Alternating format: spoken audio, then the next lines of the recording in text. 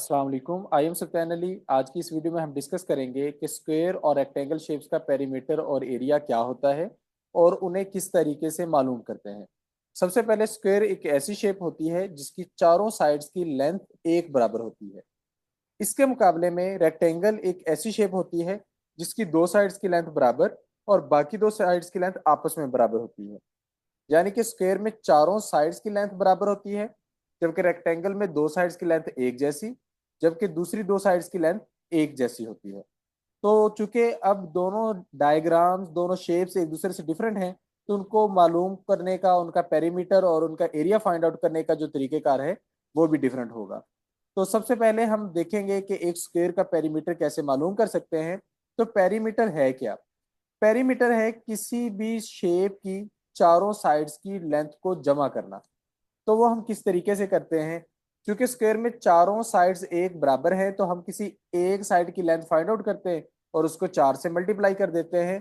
तो example one में हम देख सकते हैं कि हमारे पास एक साइड की जो लेंथ है वो 4 सेंटीमीटर है। तो उसी के अकॉर्डिंग हम 4 को 4 से मल्टीप्लाई कर देंगे तो हमारा आंसर आएगा 16 सेंटीमीटर। तो उस स्क्वायर का जो पेरीमीटर होगा वो 16 सेंटीमीटर होगा। इसी तरह अगर किसी स्क्वायर की एक साइड की लेंथ 6 मीटर है, तो उसको 4 से अगर हम मल्टीप्लाई कर दें तो हमारे पास 24 मीटर आंसर आएगा, यानी कि उस स्क्वायर का जो पेरीमीटर है वो 24 होगा। अब इसके मुकाबले में यहाँ पर आप एक डायग्राम देखते हैं। इसमें पेरीमीटर मालूम किया गया है एक स्क्वायर का जिसकी एक साइड की जो लेंथ है वो 38 मीटर है। तो सिंपली हमने 38 को 4 से मल्टीप्लाई करना है, तो हमारे पास आंसर आ जाएगा 152 मीटर, और ये हमारा राइट आंसर होगा। नेक्स्ट है एरिया ऑफ स्क्वायर। किसी भी स्क्वायर शेप के अंदर का सारा एरिया अगर हमने मालूम करना हो तो उसका तरीकेकार क्या होगा? हमने उसकी किसी एक साइड की लेंथ का स्क्वायर ले लेना है। यानी कि अगर एक साइड की लेंथ 4 है तो उसका स्क्वायर ले लेंगे, वो 16 मीटर स्क्वायर आ जाएगा। अगर एक साइड की लेंथ 7 मीटर है तो उसका स्क्वायर ले लेंगे, वो 49 मीटर स्क्वायर आ जाएगा। तो इस तरीके से हम किसी भी स्क्वायर शेप का एरिया मालूम कर सकते हैं। अब आपको पेरीमीटर और एरिया का बेसिकली फार्मूला आ गया। अब हम कुछ बेसिक प्रॉब्लम सॉल्व करके देखते हैं। सबसे पहली एग्जांपल है find the area of square with side length 4 centimetre.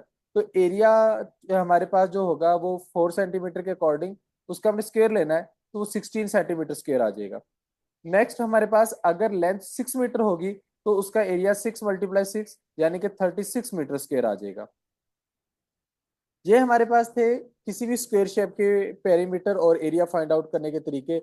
अब रेक्टेंगल पे आते हैं। अब रेक्टेंगल में चूंकि दो लेंथ्स एक जैसी हैं, दो विड्थ्स एक जैसी हैं, तो पेरीमीटर मालूम करने के लिए हम दो लेंथ्स को जमा करते हैं और दो विड्थ को जमा करते हैं, या फिर हम एक लेंथ और एक विड्थ को जमा करके दो से मल्टीप्लाई कर देते हैं। तो एग्जाम्पल वन में आप देख सकते हैं कि हमारे पास एक रेक्टेंगल का पेरीमीटर जो हमने मालूम करना है उसकी लेंथ 5 सेंटीमीटर है, विड्थ 3 सेंटीमीटर है।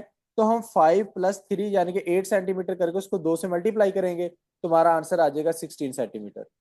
इसी तरह एग्जाम्पल टू में है हमारे पास एक साइड की लेंथ 8 मीटर, दूसरी साइड की लेंथ 4 मीटर।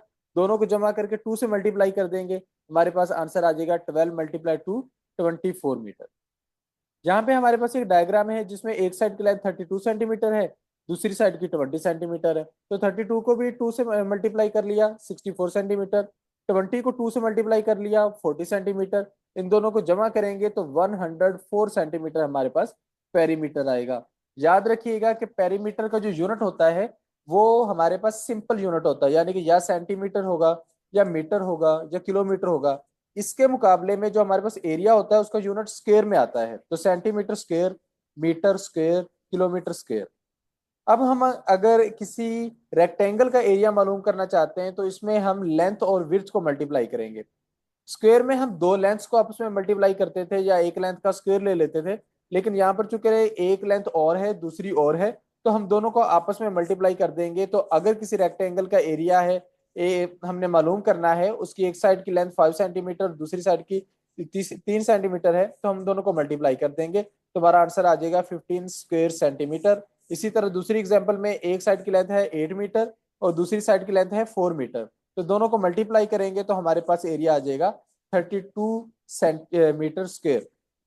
अब यहाँ पर हमारे पास एक और डायग्राम है जिसमें एक साइड की लेंथ 16 सेंटीमीटर, दूसरी की 8 सेंटीमीटर दी गई है।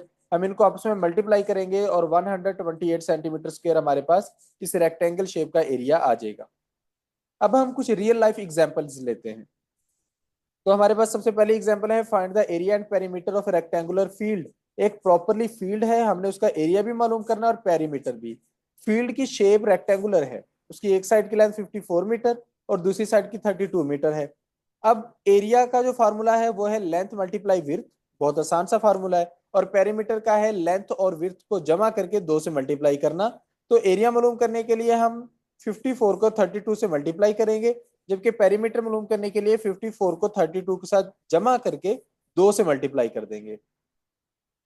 नेक्स्ट है हमारे पास, determine the length of a rectangular park. अब हमने लेंथ मालूम करनी है, हमारे पास उसकी विड्थ है और टोटल एरिया है। अब आपके पास एरिया का फार्मूला है कि area is equal to length multiply width. Width के लिए यहाँ पे वर्ड ब्रीथ लिखा है, ये विड्थ के लिए ही यूज किया जाता है।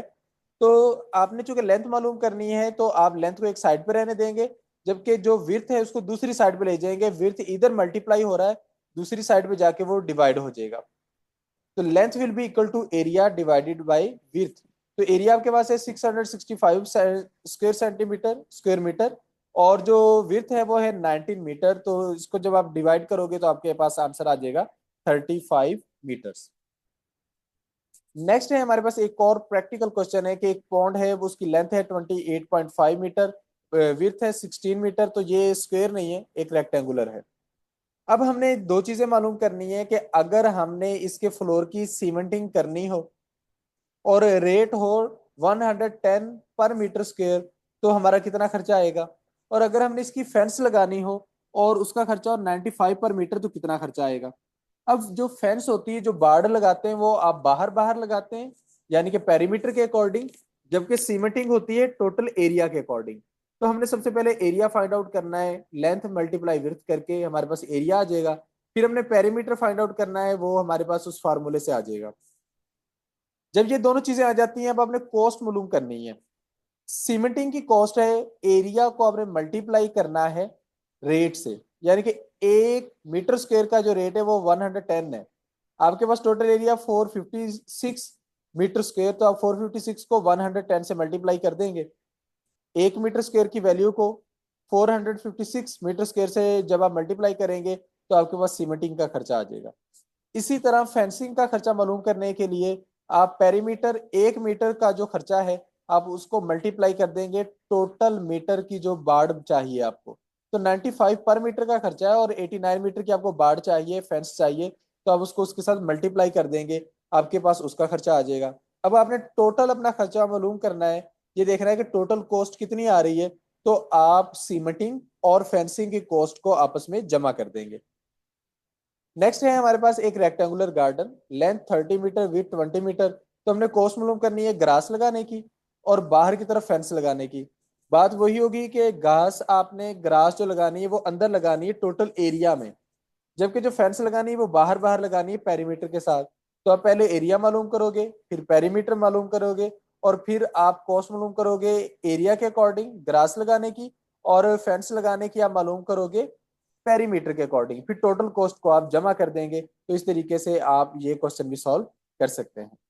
तो इस तरीके से हमारा जो पेरीमीटर और एरिया मालूम करने के जो फार्मूला थे किसी भी स्क्वायर और रेक्टेंगुलर के, वो हमने सीखे और उनको हमने एग्जांपल्स के साथ डिस्कस किया। उम्मीद है ये लेक्चर आपको समझ में आया होगा। वीडियो को एंड तक देखने के लिए शुक्रिया। Thank you. Allah Hafiz.